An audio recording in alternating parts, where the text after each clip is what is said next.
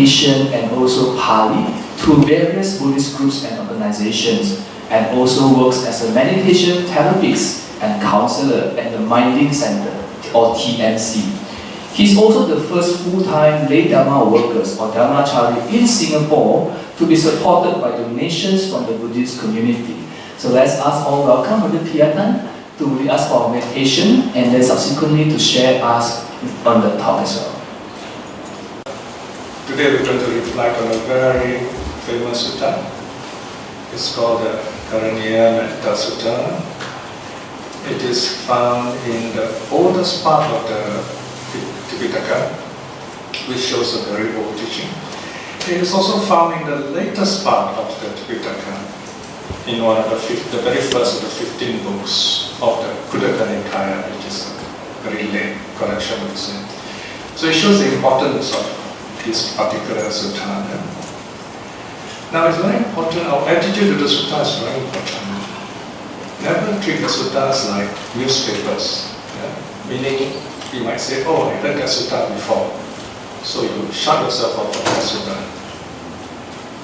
I like to see suttas like beautiful piece of classical music that you love very much. So you listen to it again and again. Or better still, you're a musician, so you practice playing that piece until you're really good at it. That's what the suttas are about. The suttas never grow old. We grow old, but the suttas never grow old. But as we grow older, our understanding of the suttas become better. I think I am 68 this year. I kept forgetting my age. I was asked my wife what my age is. So, I've been doing sutta since I was a teenager, so about 50 over years. And I've been studying the suttas many times. I don't know how many times I've studied the Metta Sutta. Okay, so every time I study it again, you get deeper into it. You see something else. You begin to see the connections. So this is called Dhamma Garavata. Garavata means respect. There are 4 basic respects we must practice as Buddhists. Sattva Garavata, respect to the teacher, that's the Buddha. The Buddha is our only refuge. Then the Dharma, Dhamma Garavata, respect for the Dharma, the true teaching of the Buddha. The many teachings, we always go back to the Buddha. You can talk about any kind of Buddhism, but you must go back to early Buddhism. Without early Buddhism, there's no other Buddhism. It's like cutting off the roots. Then Sangha Garavata refers to the great saints of the past, the streamliners, the one-sitters, non-returners, arahats, laymen, laywomen, monks and nuns, those saints who have practiced the way. We respect them, they are our examples. And then there is Patisantara Garavata, which you see here. I'm very happy this is one place I can say there's a lot of this Patisantara Garavata respect by welcoming people. Patisantara means hospitality. You welcome people here. Because when people come to a place like this, they are looking for something. They want peace. They are searching for wisdom. So it's very important we respect them, answer their questions respectfully, listen to them carefully. You can never know. Someone may come here on a matter of life and death, and you are there to help this person change this karma. This is what this kind of place is about. And this sutta, Metta Sutta, tells us how to be strong as Dhamma practitioners, as Dhamma teachers, Dhamma friends. Of course, you all know the story behind this sutta, very famous story. The monks were meditating in the forest, and the forest spirits were not very happy.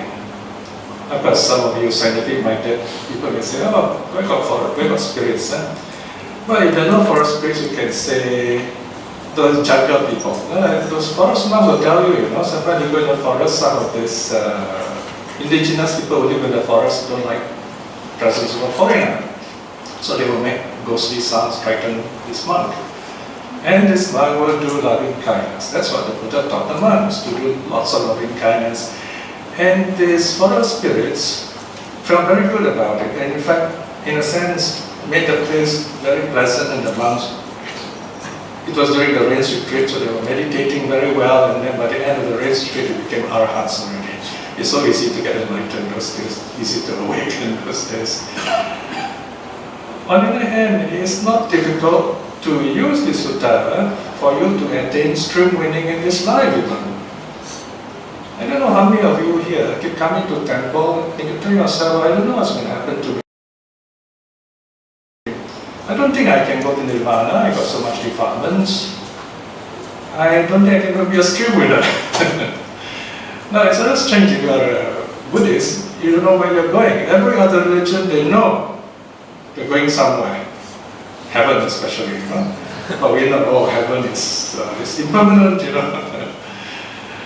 Well, go back and read chapter 25 of the Samyutta Nikaya, which says if you practice the perception of impermanence, regularly reflecting impermanence, even Metta, this wonderful Metta is impermanent. You do that regularly, the Buddha, there are 10 suttas in chapter 25 of S 34. All the 10 suttas have one same message. The Buddha's guarantee that you'll become a stream winner in this life. You know, I was surprised to find this set of suttas. It really put back my faith totally in the Dharma.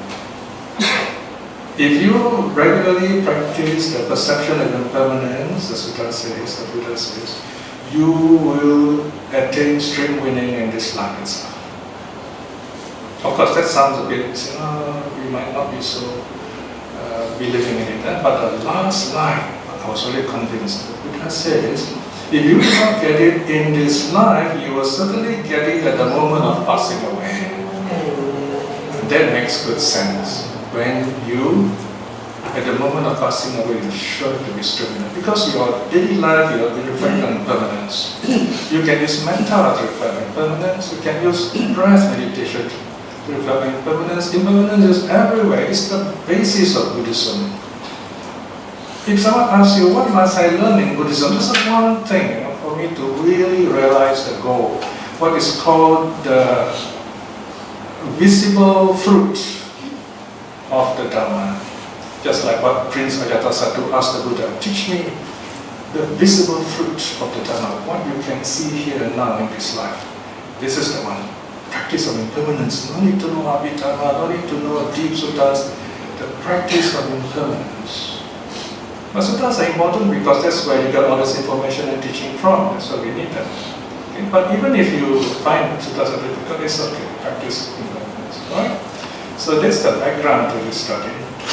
Okay, now you have this sutta here. This is from our website, I think, the Dhammafera website. You can get all these suttas from the dhammafera.org, Dhammafera, Dharma, English. Okay, so now this sutta is roughly in three parts, three unequal parts. The first part is the practice of moral virtue, right? And then second part is practice of concentration, meditation, and the last part, just a couple of lines, is the wisdom and liberation aspect. The sutra starts, what should be done by one skilled in good? Okay, we need to scroll up a bit. What should be done by one skilled in good? Right? I would say most of you are skilled in good, all of you are skilled in good in the sense, keeping the precepts and so on. What do we do next? Having understood the state of peace, nirvana, in other words, here we know nirvana is peace. But we all have difficulties. Wow, nirvana is such a difficult concept. Here you take it as a concept, it's very difficult. You philosophize, it's very difficult. There's a very simple way to reflect on nirvana. Next time you get angry, then you realize, actually, it's all a misunderstanding. We have to clear that. Things clear up, then you find that anger is gone.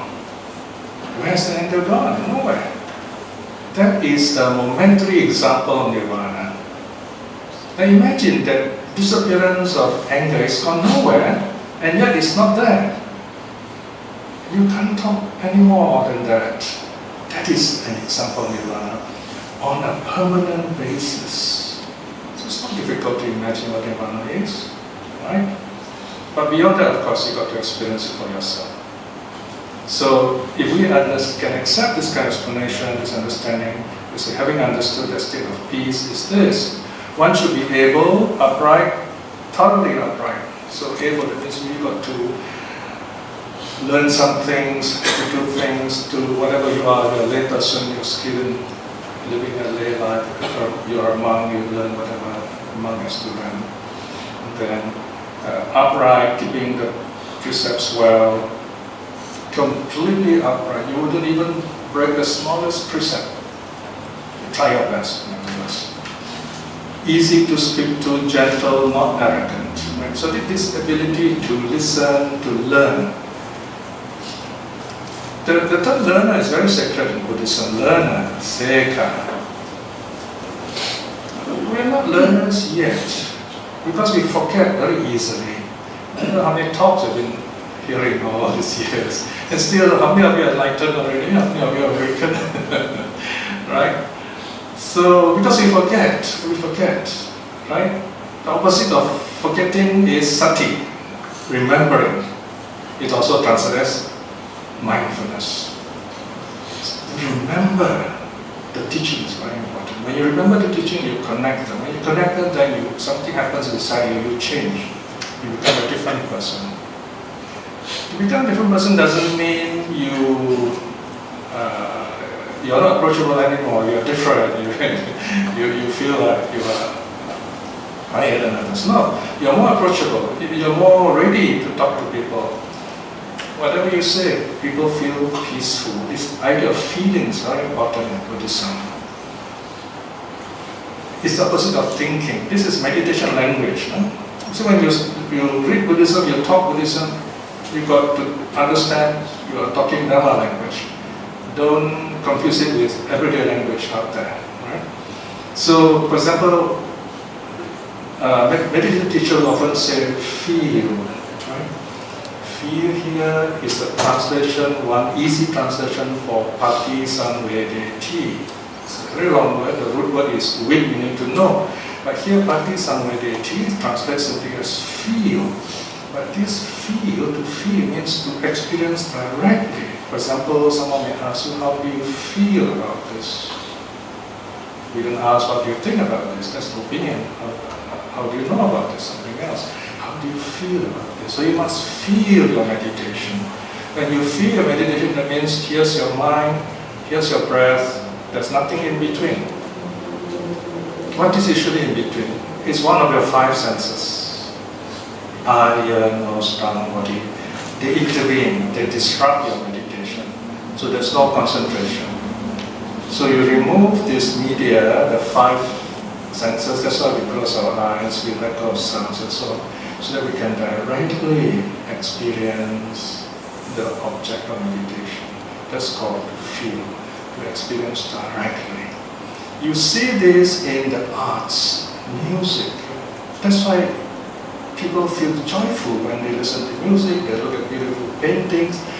And if you are in that kind of area, you understand what the meditators are talking. To produce good music, a good dance, a beautiful painting, you got to feel. You have to be an artist, you have to feel, experience directly. Okay? So, to be quite honest with you, just to talk about this feeling, I can spend a whole talk talking about this very important aspect of Buddhist practice. Contented and easily supportable, right? Contented, that means you're happy with what you have. What we have, in a sense, is because of our good karma. But in one of the suttas, the Buddha told Moggallana, whatever is of the world is not yours, let it go. Whatever we have, we use the word have in English, this is called the spirituality of the Rama, the Dharma of Rama, if you like. Whatever you have is not yours. It's yours to have, yes. Randa is mine to have, my wife, but she's not mine. You see? Right? We have a lot of money. It's not really ours. One day you can lose it. I have one friend who, during the Lehman Brothers thing, he lost his money. I'm very happy because he learned Sutta and he came up to me and said, I lost a lot of money, but I'm still happy because all I lost is only money.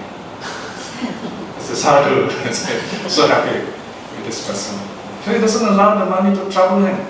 You can always work hard to get back the money, but you cannot get back your sanity. You lose it very hard, Right? So this idea of contentment is very important. If you define yourself by what you have, and one day you lose all that you have, what are you? Nothing. Because if you define yourself by the things you have, you lose them, you can lose them, you will lose them. You lose everything. So there is what's called what you are. In psychology we say to have and to be.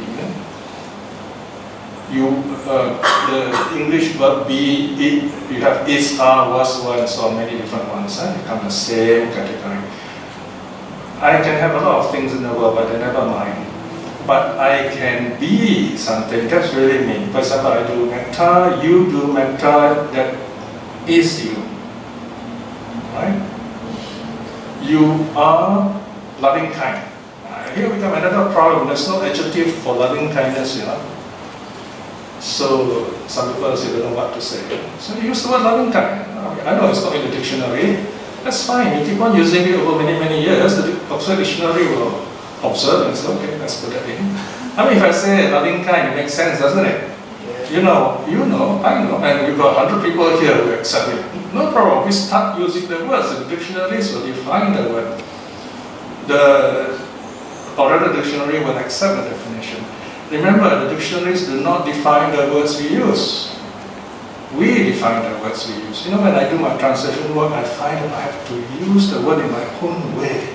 And then you explain what's the meaning of the words. Okay? So this is where you rise above fixed views. So translation is a very interesting work. That's what I've been doing for the last 50 years, every day doing Sutta translation. So it comes back to contentment. Contentment is the greatest wealth. Santuti parama labha, the greatest wealth. Because if you're happy whatever you have, you truly enjoy it. You can have a lot of things, but you want more and more, you never have the time to enjoy it. That's the meaning. Easily supportable, especially for monks and nuns, easy to support them. Then you find they are truly renunciants. Right? With little busyness and living a simple life. Right? Today you are here, relax, and you come for yourself. That's wonderful. After this, tomorrow you go back to work. You are not yourself. A company that owns you, you go back. Right? They pay you some money, but they own you. That's the new world. So this is your special holy day. Holiday is holy day. Okay? Because we take a break. We come here for ourselves. Nobody else to come. Well, maybe you can travel a long way. It's okay. And you come here by yourself, for the Dharma. Okay? So don't be too busy, in other words. That's why being a monk is very important. A good monk is never busy. You can visit him anytime. I remember when I was a monk, somebody came knocking at the door at 2 a.m. in the morning. I said, my son's in a trance. Can you please help? So you have no rest, your doors are never closed, The Buddha's door, there's no lock. The Gadakuti, the fragrant cells, no lock. You go to all the monasteries, the good monasteries, forest monasteries, there's no lock. Right? That's the monk's life. With the senses calm and wisely careful. You have to calm your senses, meaning here, letting go, whatever you don't need to see. That's how we can move our heads. So if someone's not very friendly, we get away. Calm the senses. Because your senses are calm, then your mind begins to calm. And here, nipako, that means you are wise in directing your mind so that you don't get distracted. unobtrusive, and not running after families. This is special advice for the monks, but it reflects on us too. Don't be busybody, telling people things which will trouble them, their families, and so on. Being pushy, something like that. In other words, you learn to listen to people, you learn to move with them and help them in that way by being with them, and not running after families. In other words, in Vinaya there is something called not corrupting families. And one of the advice Buddha gives there is don't pretend to be really nice to the family, but the reality is you want something from them. He wants the monks not to do that. All this is to prepare the monks, prepare us for loving kindness. Next section, section 3. And let one not do even a small wrong for which others who are wise might censure. In the Bhittika Sutta, the discourse on the foreign cloth, some wanderers who are jealous of the Buddha tried to frame the Buddha for the murder of one of the female wanderers. They claimed that the Buddha had an affair with this woman and then murdered her. The Buddha didn't say anything. Then the king came along and investigated. The king, Pasenadi, he respects the Buddha very much, so he did not go directly to Buddha. So he goes to Ananda. He asks Ananda, how well do you know the Buddha?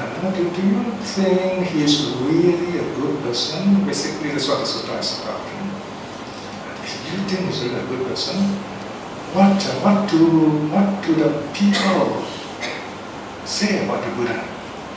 Ananda was very wise. Ananda basically says, it doesn't matter what people say. It is what the wise people say about the Buddha. That one line changed the king's opinion. The king understood. What do the wise people tell about us? If the wise people tell we are wrong, we've got to really listen, If the public, the gossipy public tell us all kind of things, that, oh, you Buddhists, why you do this, why you do that? They like to criticize us, right? People sometimes say, oh, suttas are so difficult to read, so I said, no, you need to read it, just listen, But the wise will say, wow, this is wonderful, we're looking for this. So it's the wise whose opinion we value. And who are the wise? They are not the enlightened ones. It's very difficult to find enlightened ones in Singapore.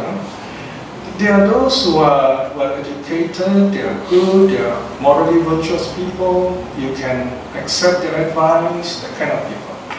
Right? And there are always such people around, anyway, even here. So these are the kind of people whose opinions we value, the wise. Just the meaning here. Okay, then comes the first method of cultivation of loving kindness. This is where we send to all beings. Okay, this is section 2, brackets A. We say, may they be happy and say, Sukhino wa kemino untu.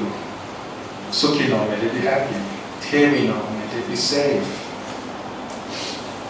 Sabbe satta bhavantu sukhitata. Very famous line.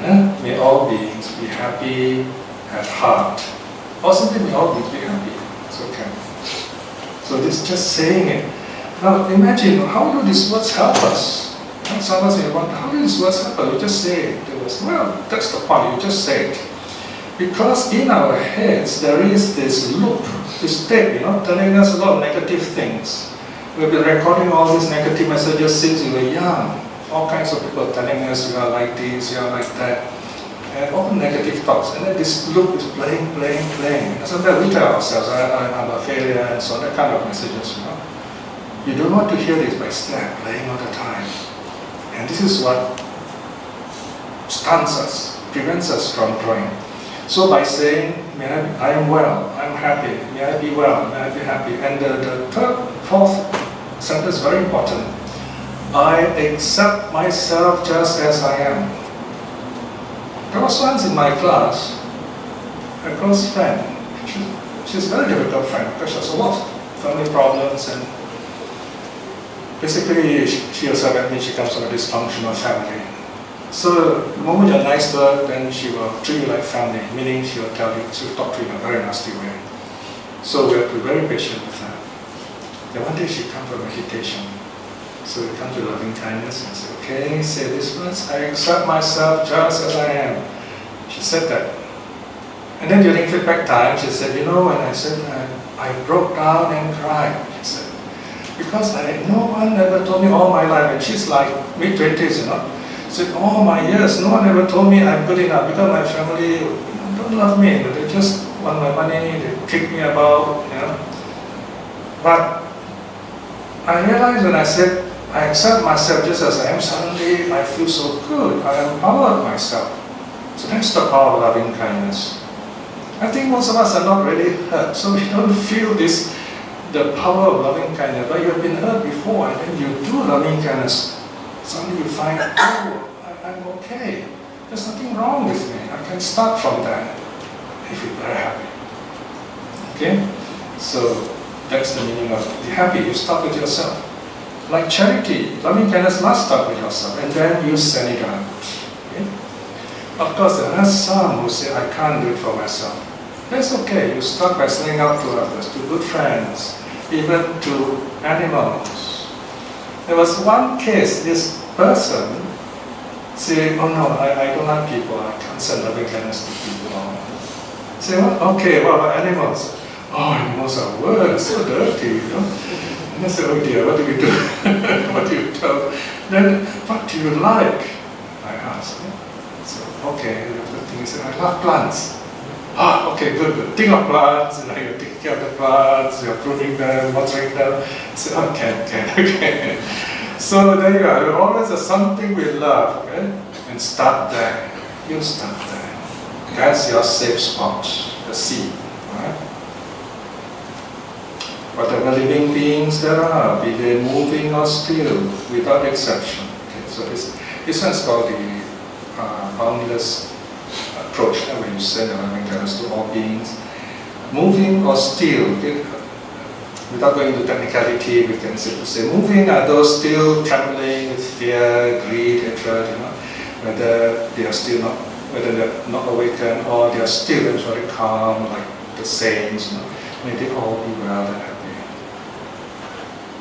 happy. Some scholars, translators say, moving are human beings, still are like trees and plants. That's another way to interpret it.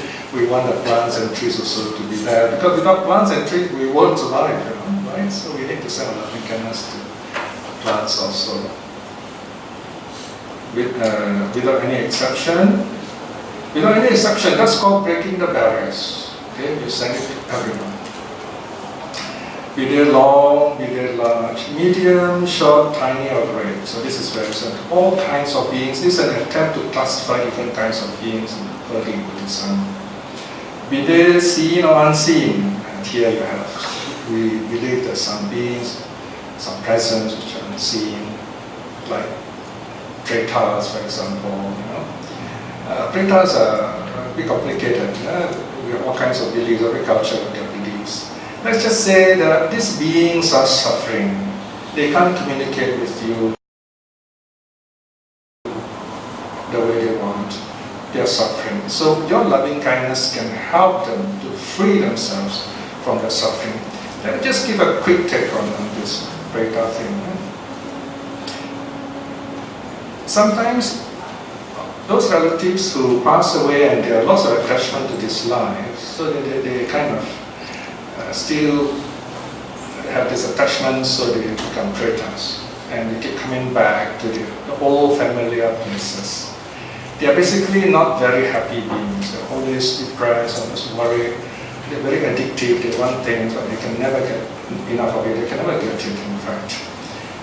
So they have this very dark, very unhappy feeling in their minds. So when you send your loving kindness to them, you can help them. The Tirokuda Sutta teaches you to do exactly how to do it. Right? When you want to dedicate marriage, anytime, loving kindness is very important. If you don't have loving kindness, it won't work. That is why we cannot let someone else do for it. If you are rich, you employ all those professional mourners cry for you. Don't waste your money. Donate it to Piya, doesn't matter. You've got to do it yourself. In the Buddha's time, even the kings, they serve the Buddha himself. Doing it yourself, very important. And here, do with loving kindness. May my family be well and happy. May my relatives be well and happy. Let's say if I'm the one who's dead in my consciousness, my intermediate body, what they call intermediate state, floating around. I say, oh, look, all my friends are gathered here and they are doing metta, they're thinking of me, kind of, I'll be so happy. Then when I'm happy, I will fall from that state. All I need is this ability to feel joy. A very simple example, we all tend to feel very depressed sometimes, and nothing seems to work. It's our birthday, nobody even say hello to us. So it's not my birthday today, but it's my younger son. Yesterday was my older son, 21 years old. So it's your birthday, and nobody wished you. It's very depressing. So what happened? The world's forgotten me. So you're really depressed, you're prayed out for a while. And then you come home, you open the door, suddenly the light's gone. Happy birthday, surprise, surprise. You're so happy, right? People remember you after all. So from Preta you become Deva, okay? Because these people remembered you. It's a simple example how this works when you dedicate marriage to the Pretas, okay? Psychologically speaking. Yeah? We dedicate marriage, no transference, the wrong view, You cannot transfer marriage. Goodness cannot be transferred. This is not negotiable. But you can radiate metta. Yes. Okay?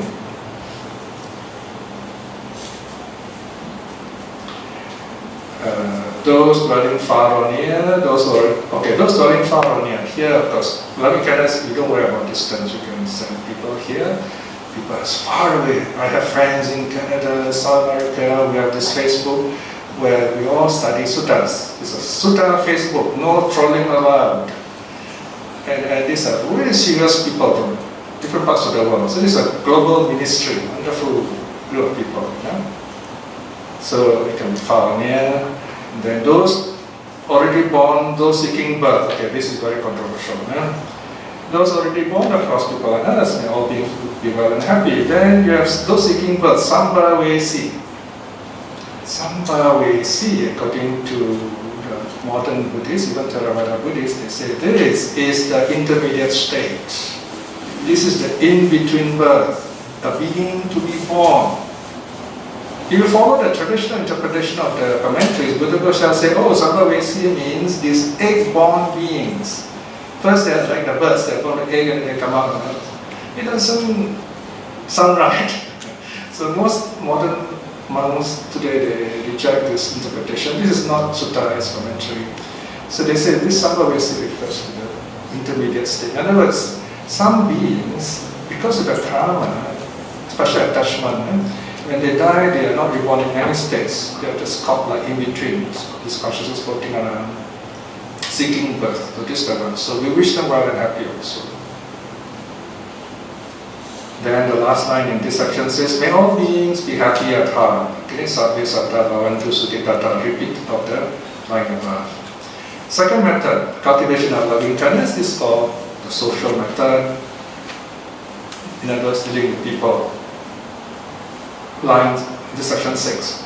Let none humiliate another. Don't look down on anyone. Despise not anyone anywhere, anyway, on account of anger or at the sign of dislike. You've got to read the last line first. The sign of anger. Now we all know this. If you are a meditator, you say, oh, I can feel anger coming. Well, that's good. If you notice that, then you deal with it. Okay? So the moment you notice the sign of anger, you say, okay, we're all beings, we're unhappy. You intervene with loving kindness at the very sign of anger. So this is where in Buddhist psychology we have two words, the sign and the details. Because if you don't stop at the sign, the details will come in and grab you. You start thinking all the terrible things you don't like about this person, you get very angry. Those are the details. So the moment the sign arises in your mind, anger, nip it in the bud with loving kindness. That's the meaning. Simple example. In Facebook, it makes a lot of people very brave. They're normally very shy. They can very brave. They can scold you. So they write some nasty letters. Some of the things are right. Make some people happy, make some people not happy. So this person got very angry, wrote to me, why you write like this and so on. So I said, first of all, may you be well and happy. I wrote this because of this, because of that. And then he wrote back and said, I'm sorry, I was angry just now. And then suddenly the tone changed. So if you don't fight back, you're not reactive, you find this person also follows you. That's an example of what's meant here. Now comes the unique part of the sutta. Sorry? One last line dropped down. Which one is that? Verse 6. Sorry. Let one not humiliate another, despise not anyone anyway on account of anger or at the sign of dislike. So don't humiliate people, don't make them feel stupid, things like that, especially in public talks. You find, don't make fun of people. Very important, public talks. Sometimes people seem to ask the wrong questions, but they ask out of wanting to know. Okay? So, especially in public talks, respect the audience. That's the meaning here. Alright, now comes the famous what's called simile or parable, the mother parable. This is the only parable in the whole sutta. Sometimes we can call this meditation a mother meditation. Okay, let me read first and explain.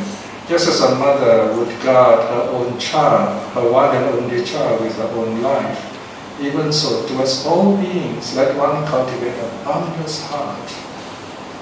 I suppose it's easier for women, for mothers. So in your meditation, you imagine everyone here are your children. How will you treat them? Wow, what is your children? Like Vishaka laughed at, She loves children, the lady Vishaka. So, especially for teachers, when teachers have problem with their students, I say, I'll do this meditation. Treat the students like your kids. If they're your kids, even they're naughty, you still treat them well. So this is called a mother meditation. Yeah? So this comes from here. Then the 2D, this one is the mother method. And let one cultivate to all the world a boundless heart of loving kindness, above, below, and across, unhindered, without hatred, without enmity. This is what we did at the start of this gathering. The closing part, first the front direction, and then right hand, back, left, below, above, all directions. Okay, that's called the boundless approach. Okay, then verse 9, while standing, moving, sitting or lying down, as long as one is not drowsy, one should keep this mindfulness. This is the divine abode here, they say. These are the four postures: standing, walking, standing, moving can also translate as walking, sitting and lying down. All four postures you can do loving kindness. Best breath is best done sitting. If you do breath lying down, you might fall asleep. Of course, if you're tired, it's okay, nothing wrong with falling asleep, right? But you want to be alert, so you want to attain peace of mind, then you sit upright. But here, loving kindness, all the four postures you can do. It's a very important meditation for drivers in Singapore, so that you don't get road rage. You will save lives, right? So, a lot of loving kindness. Use it in traffic jam. It makes the jam move faster. It turns the jam into butter. You can move faster. Okay? If you start getting angry and upset, no point. You only shorten your life. Don't do that. And as long as one is not drowsy, if you're drowsy or sleepy, you won't be able to meditate well. That's the meaning here. Divine abode. Brahma Vihara. This teaching is very important. I don't know why some groups among the Buddhists say, don't do metta, this is a Brahmin thing and so on. Without metta, no love, I don't know what kind of Buddhism is that, right? The Buddha had a very important purpose when he introduced Brahma Vihara. Now just before I talk about Brahma Vihara, you know, when we look at the Sutta, sometimes the stories like the Buddha are really amazing, full of miraculous events, they're hard to believe them. As modern scientific people, we tend to say, oh, this is not true, I don't want to believe this. And then some people even encourage us, oh, not true, you don't have to believe. I try a different approach. I ask myself, why is this story in the sutras in the first place? If we start cancelling out other things with the mind, nothing much left, you know. So I ask myself, as a curious person, why is this story there? Why all this miracle story? So now I'm working on the volume, Sutta Discovery Volume 52, called The Miraculous Life of Gautama Buddha. Actually, it refers to just the first part, from his life in Tusita until just before the awakening. Full of miracles, all kinds of miracles. The child is born, the day is born, he walks 7 steps and speaks in a loud voice. I don't know how many scientific-minded young people believe that today. So I'm going to explain all that. I thought maybe I can take 20 pages, you know. I'm now reached 70 pages, 70 pages. It's going to take one whole volume of the SD, 180 pages, because there's so many beautiful stories there. My point is, there's a reason why there are all these strange things mentioned in the sutta. We've got to find out why. What is why is behind all these wonderful stories?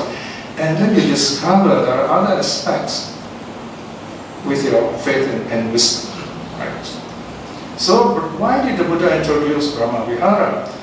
In the Buddha's time, as today, there's a very powerful mainstream religion, but it is kind of weakening. It's called Brahmanism. And you believe in the God idea.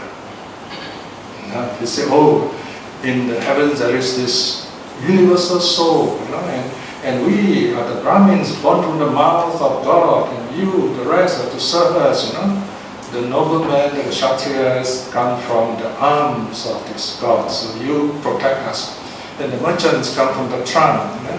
So you support the other 2 classes, and then the workers, the Shudras, come from the feet. They do all the dirty jobs, and they support the other 3 classes. So they introduce this class system. The Buddha said, no, why not such thing? The Buddha rejects all this kind of top class system. So he says, no, God is not out there. God is not out there. Very modern, Brahma is not out there. You cultivate Brahma, you cultivate godliness inside you. Okay? So, in a sense, you can say Brahma Vihara is godliness. You cultivate the qualities of God inside you. What are the qualities of God?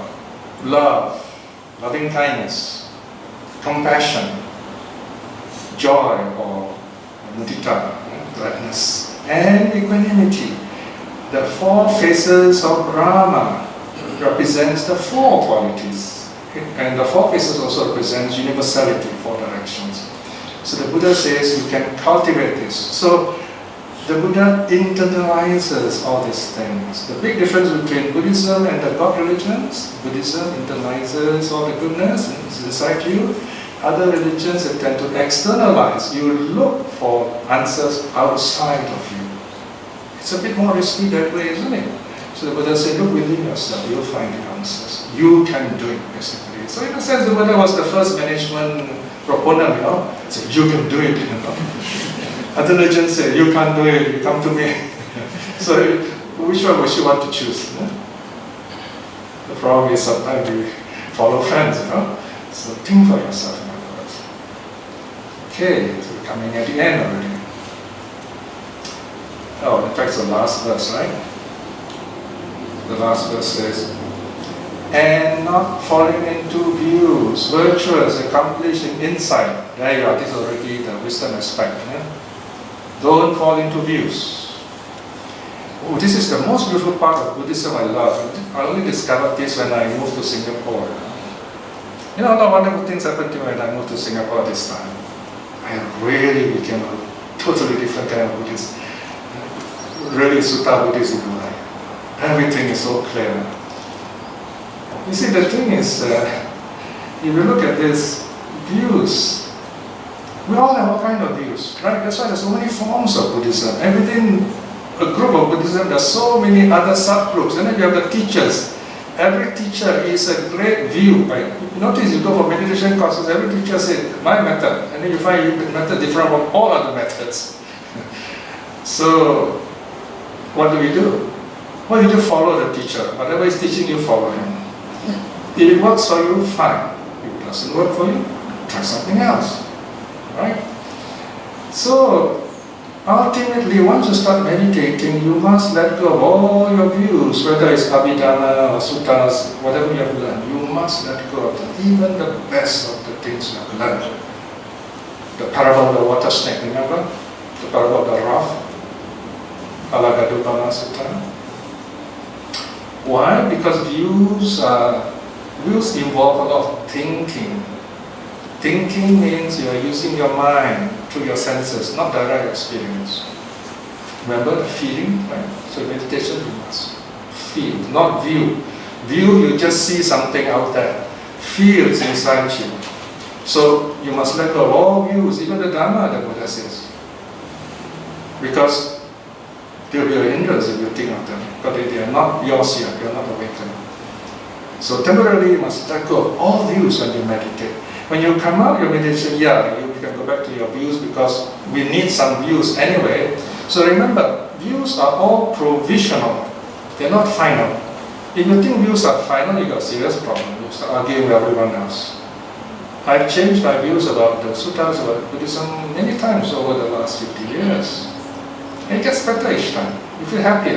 It's like you're letting go of the past, You're like a multi-stage rocket, you let go of the spent fuel, all the capsule, and you fly smoother, faster, farther, right? So, learn all you can. But when you meditate, you have to let go of views. When you become Arahant, no views. An Arahant is like a clear mirror. You stand before the Arahant, you see yourself, something like that. Okay, so it's the nature of views. So not falling into views. Notice the Pali says dittincha anupagama. Simply ditti. Ditti means view. It doesn't say wrong view, it just says views. Virtuous, that means keeping to the precepts. Accomplish an insight. Notice wisdom, insight is with the body, speech. Virtue. Virtuous is the body, speech, and insight with the mind. Having discarded greed for sense pleasures. Now this doesn't mean as lay people you stop enjoying whatever you're enjoying, watching TV shows and having nice food. The meaning here is don't be attached to these things. Enjoy whatever good karma provides you. Really enjoy it, meaning put joy into what you're eating, into what you're watching. Enjoy. Enjoy means be in the moment, present. Then you find you stop when you're full. You stop when the show ends. You don't drag on. You don't overeat. You don't get lost in all these sensual pleasures. Then you're in trouble. The precepts means knowing when to stop. Enough. That's the 5 precepts. So in that sense, you discard greed for sense pleasures. You don't want more than you need. And finally, the last line says, one would not return to lie in a womb. Kappa says lying in the womb. In other words, you're no more reborn. Imagine this loving kindness, sutta. Here the Buddha says you can attain nirvana. If you use loving kindness and let go of views. In fact, without loving kindness, you will find it's very difficult to meditate. That is why we do the smiling thing. You need loving kindness in order to meditate well. Next time you get stuck, you got distractions, smile at it in your mind. I teach both Singaporeans and foreigners. Lots of foreigners come. When I ask, can you smile? A lot of Singaporeans say, what? Why smile? Nothing to smile about. Wow, I get goosebumps, Can't smile. Scary, right? I said practice smiling. Okay? You smile inside you. You got to smile, otherwise your meditation won't work. There was this Indonesian who came the other day to do. He said, smile. Oh yeah, very easy. I get to myself. I was so happy when he said that, so natural. Yeah? So as Buddhists, we are just naturally happy, If you can't, it's okay. You start with your meditation. Smile inside you. Nobody's going to watch you, you just smile. If you can be seen, fine. You're not seen, just inside also can. Then you find your meditation is smoother. Right?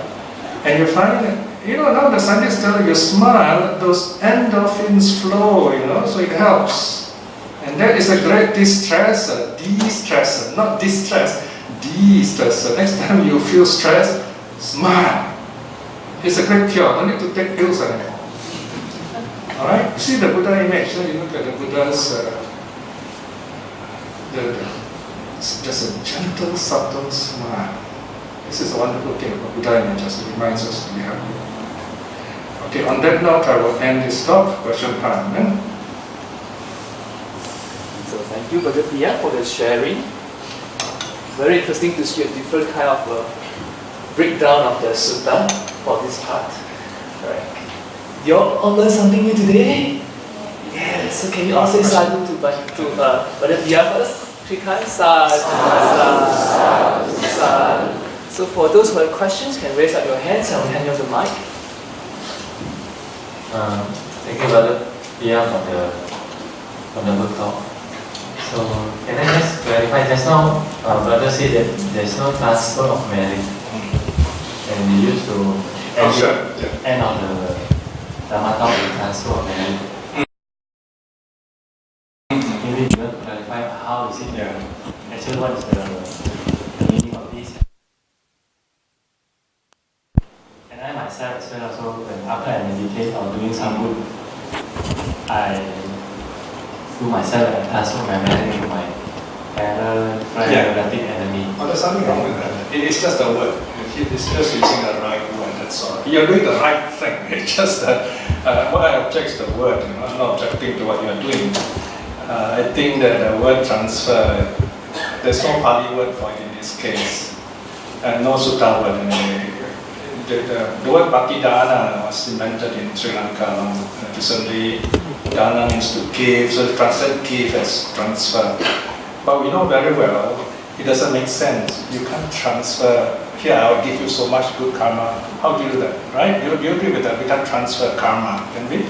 You can't, because it's goodness, So, whereas if you look at the Pali, the word is parana. Parana means to radiate. So if I say, I wish you well and happy, it's just like you have 2 candles, one lit, one not lit. And then you light, the flame is transferred. We say transferred because it's physical to the unlit candle. But is anything really transferred? Of course, we know physics, you say, oh, heat. The heat hits up the molecules and then the other one bursts into light. Something like that. So when you show loving kindness, you dedicate merits to relatives. That's all I'm saying. I'm saying just use the proper word should be dedicate, not transfer.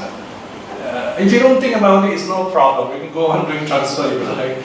So, but my point is, if you really want to have the right word, right meaning, then the word should be dedicate.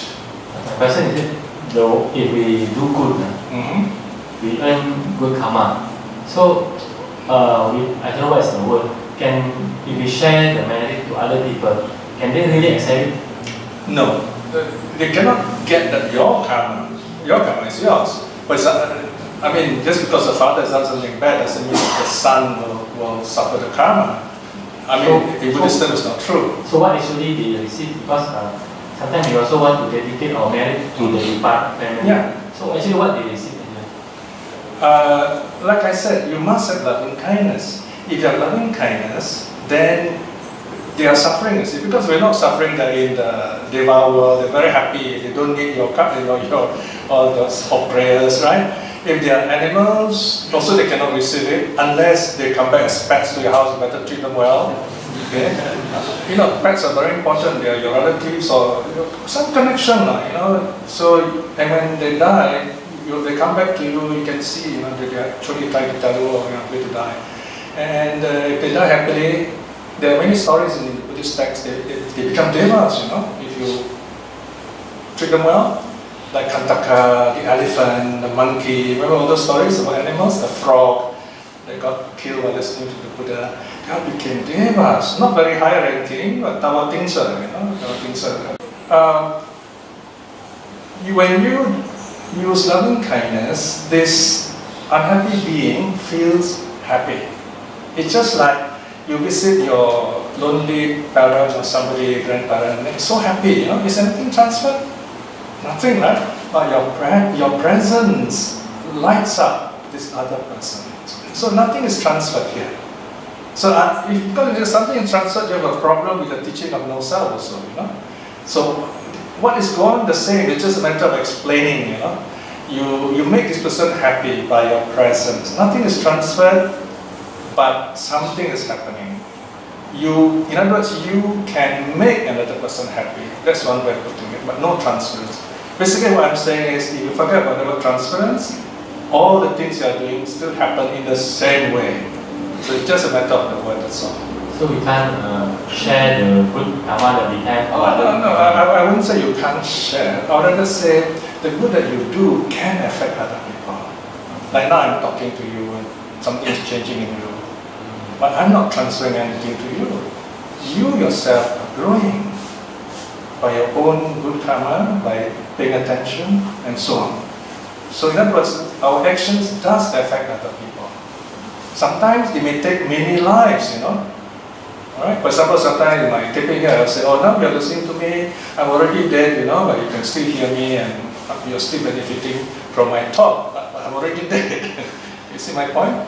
So even though I'm not there, when the person listening to, watching this video, say 50 years from now, 100 years from now, still something is going on. But we didn't say I transferred something.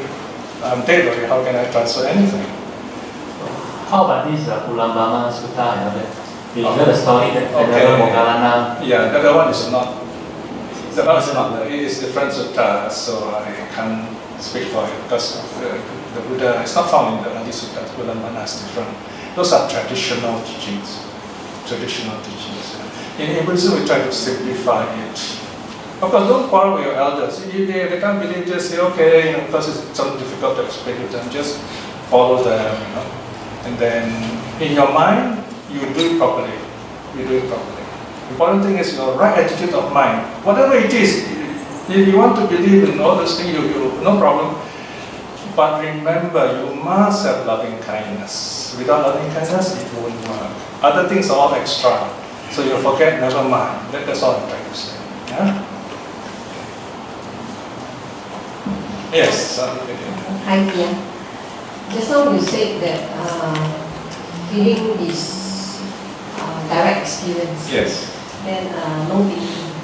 Then I would like to just ask a clarification because I like to think a lot. I will not think, read, and then when I read, I try to understand. Yes, so where is the place of reading or thinking or understanding versus feeling?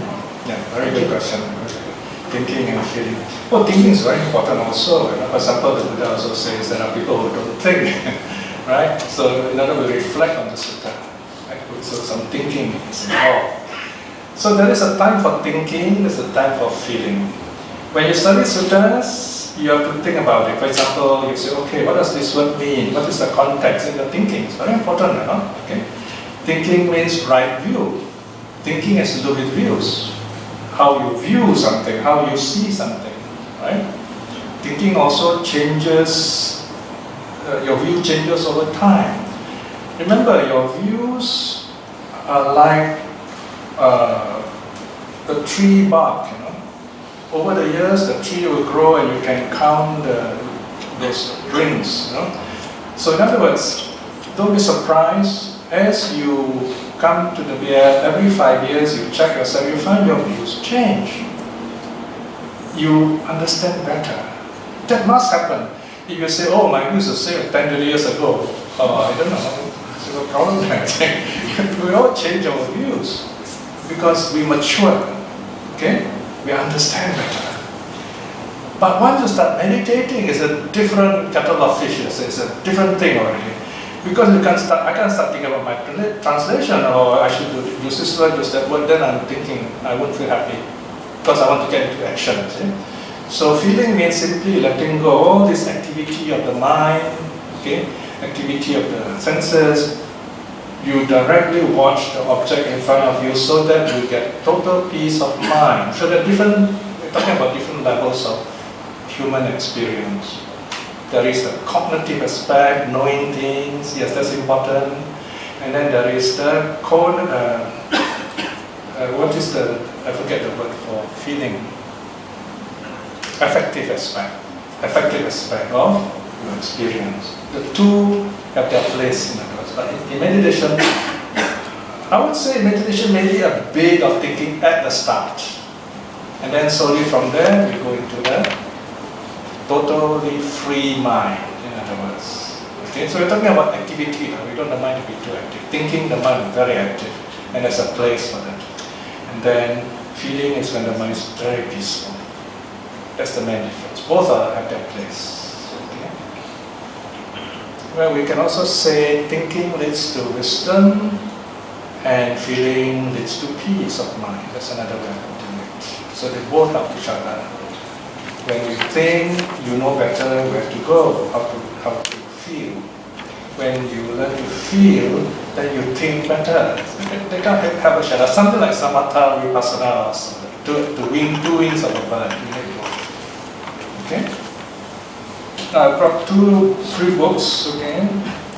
This book is called Happiness Here and Hereafter. It's a very simple book you can give your friends about simple daily life.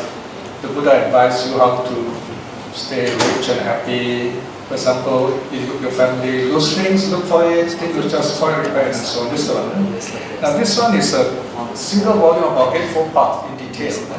This is, you can get it from the office. Okay? These are 2 books which are written, given away. So I can start now? Yes. Okay. We will do. Let's all say sadhu 3 times again. Sadhu.